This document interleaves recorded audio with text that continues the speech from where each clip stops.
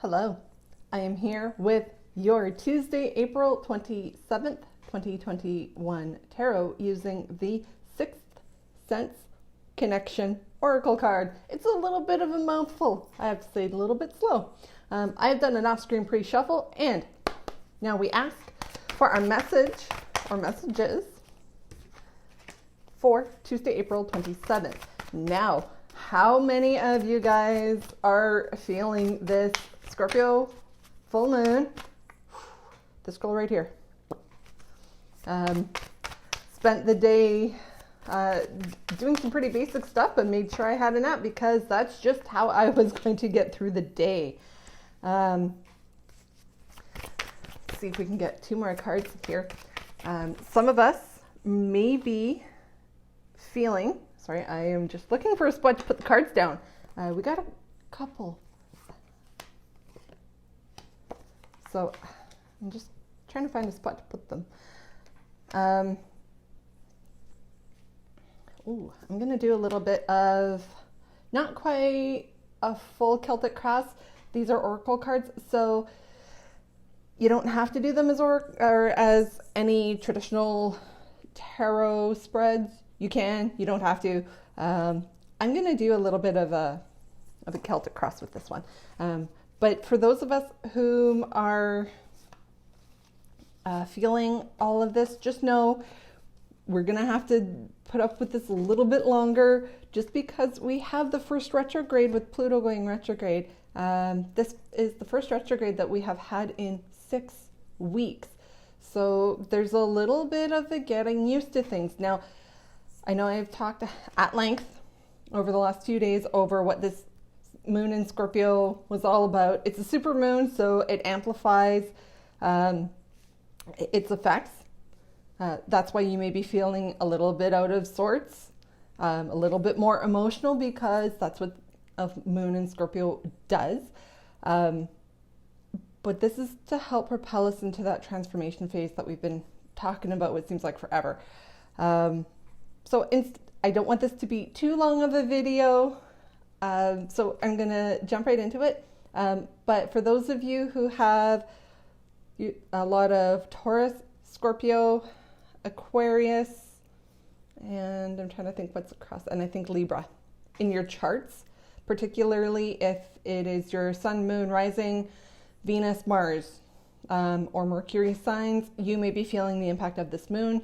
And check your birth chart to see what sign your Pluto is in, because we may be feeling a little bit extra pull due to that placement. So on to the reading. The way that I'm doing this one is a Celtic cross, or very similar to. I'm not going to go full out because they can get lengthy just because there are a number of cards. So we start off with, where are you right now? Forgiveness. This actually is part of the Pluto retrograde. Learning to forgive not only others, but yourself. Everybody has made mistakes in their lives. Maybe miscalculated a relationship, a job, how much money you've got, your abilities, or you just put your foot in your mouth. You have to be able to forgive yourself just as much as your ability to forgive others. Now, this moon in Scorpio as well as Pluto, it's all about transformation. And in order to move past everything and actually transform, there is a component of forgiveness. And if you can't forgive anybody else, forgive yourself. Forgive yourself for past transgressions. What is crossing you, or what is blocking you? So whenever you hear a reader talking about Celtic cross and whatever's crossing you, this is what is kind of standing in your way, standing in your path, or being a block. And that is jeopardy. You're feeling like things are a little bit in jeopardy and that there's maybe a little bit of panic going on. But once we dig into this a little bit more, we'll see if you actually have a reason to panic or not. But yeah, we're feeling kind of panicky, like doomsday is coming and we have to prepare for Armageddon and the zombie apocalypse. And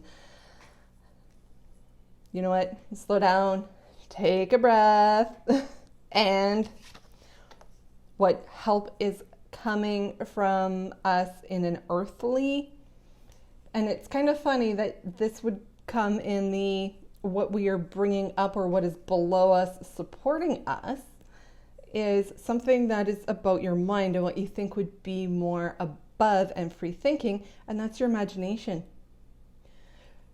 It's a little bit of a warning to not let your imagination get the best of you, but to also use your imagination to think of the possibilities as to where you can go and what comes next.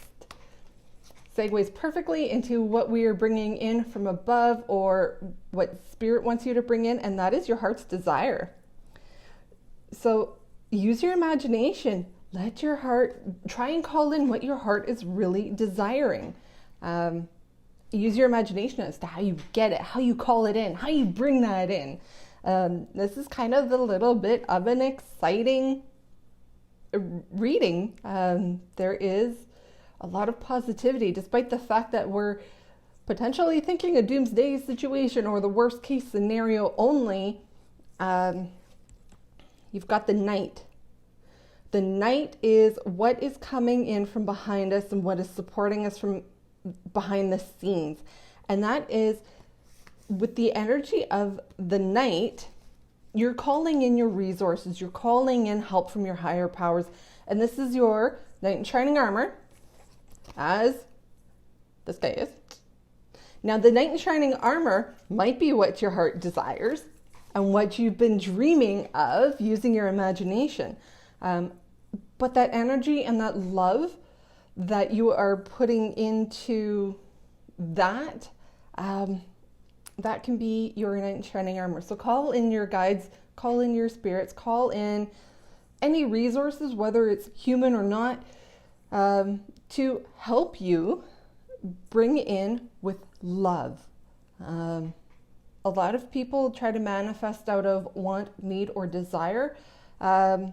Desire should be something more of a love frequency instead of a need or a desperation, because with a desperation, you're kind of pushing it away.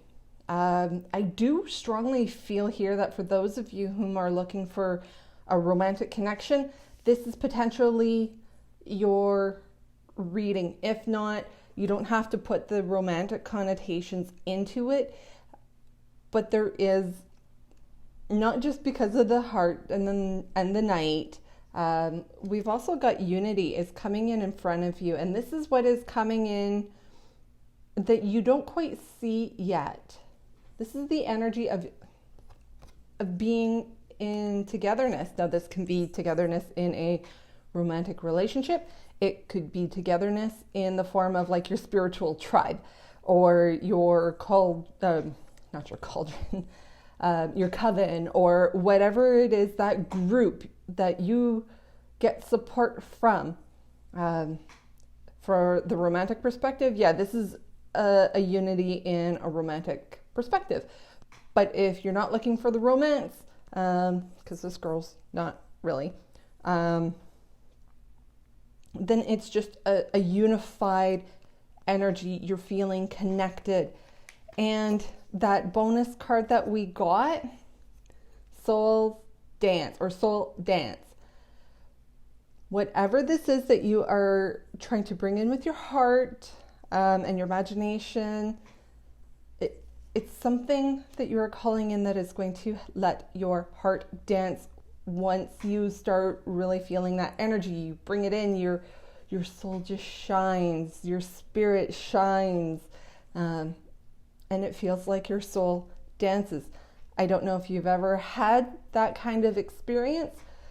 For me, not only do I see the music makes me think of going to concerts, which makes me think of traveling, and I can't wait for all of that to happen, because that's where I am my happiest is when I can be in a place like that. And my heart just literally feels like it wants to jump out of my chest and go fly in the cloudless sky. That's how my soul dances. So that's an energy that you can use to help call in your desires and start with forgiveness, an empty slate. Be open to transform the way you think instead of using that fear mindset. Call in what your heart desires and use your imagination and the support of everyone that you've got around you to help bring that in, and it will help your soul to dance. Now, if you're just looking for a quick day-to-day message, you can use it day-to-day. It does not have to apply just for today. Now, I love this deck because I do connect, surprisingly.